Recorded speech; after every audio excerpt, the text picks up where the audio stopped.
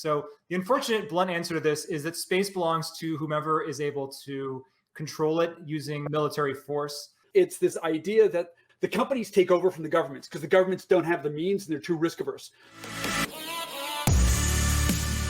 The last NASA mission was 10 years ago.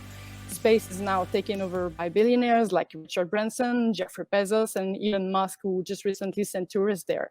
They already have or are planning to visit space and make it a profitable endeavor. Donald Trump presidency formalized the creation of the United States Space Force, the Air Force military branch that ensure a U.S. presence in space. Now, my question to you first, to whom does space belong? And why? Is it the citizen, the military, the scientific, the tourist industry, or a mix of those?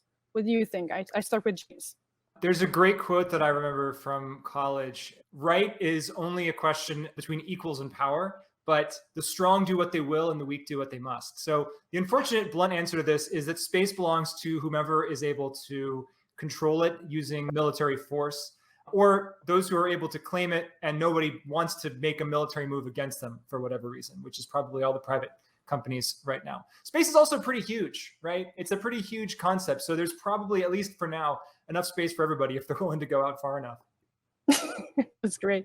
Bryn, do you want to answer as well? To whom does the space belong to and why? I think James hit it. It's about who grabs it. So what we're seeing, and again, I'm going to come back to Heinlein. This is 1950s, the man who sold the moon. J.J. Harriman, it looks like in 1950 he was predicting Elon Musk. It's this idea that the companies take over from the governments because the governments don't have the means and they're too risk averse.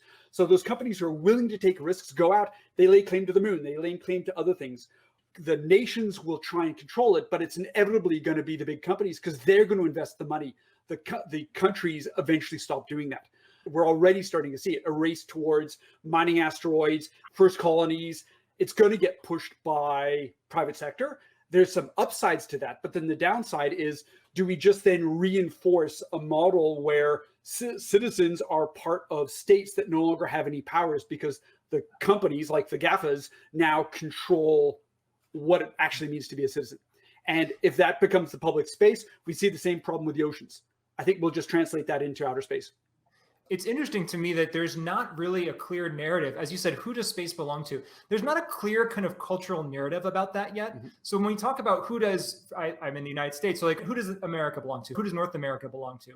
Well, you can say it belongs to governments, it belongs to individual free people who are property owners, it belongs to the natives who were originally here before Western European settlers came over and took their lands from them by more or less scrupulous means.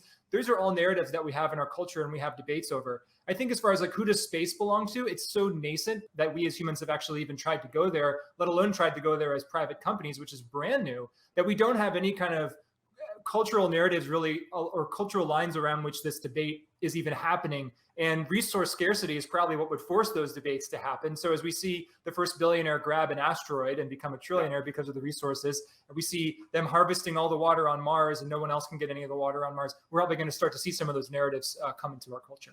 And then do we add in the clear science fiction examples of going out, taking this, and the large companies with their private militaries using both economic and military power to control natural resources, and nation states become secondary players in that game.